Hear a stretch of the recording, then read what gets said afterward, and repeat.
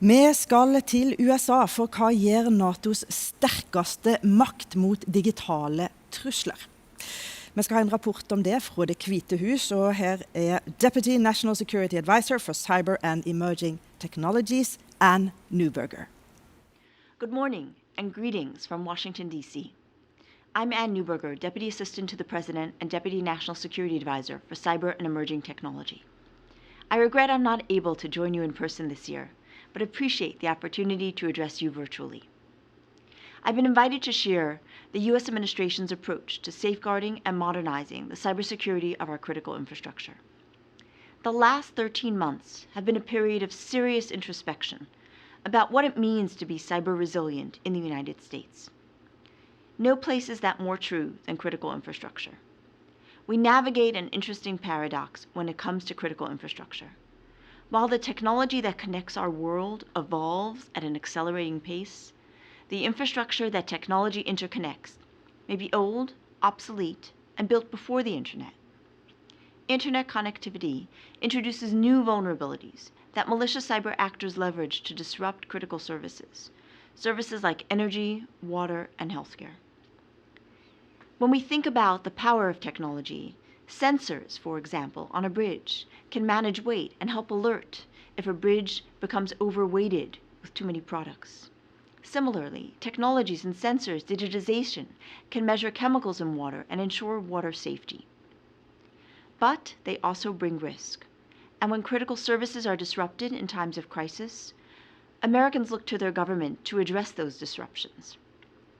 We have an added layer of complexity in the United States, and that is the reality that our private sector owns and operates much of our critical infrastructure. The U.S. government has limited authority to impose cybersecurity requirements on those owners and operators.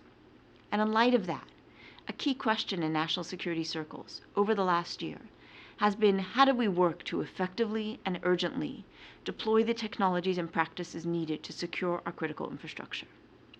And how do we do so urgently in light of the global threat environment?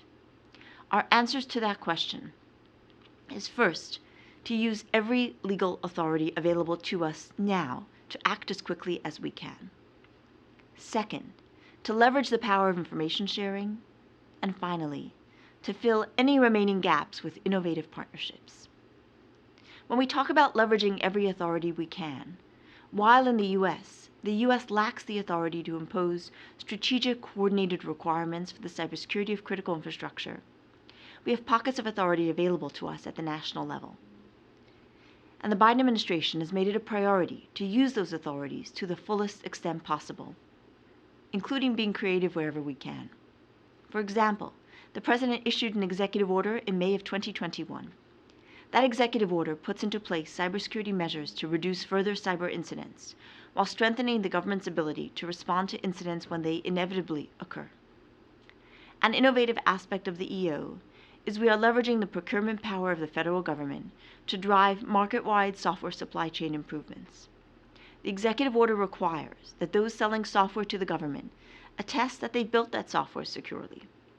This one requirement will improve cybersecurity across the board because the software the government buys is the same software we all buy, and some of that software is installed in our most critical infrastructure. Second, unprecedented information sharing. In addition to leveraging every authority available to us, we're going to unprecedented and extraordinary lengths to share sensitive information with the private sector. We share information in near real time whenever possible with the goal of supporting efforts to disrupt malicious activity. Much of this information is actionable threat intelligence, like indicators of compromise. But we're also sharing specific steps entities can take to harden their systems.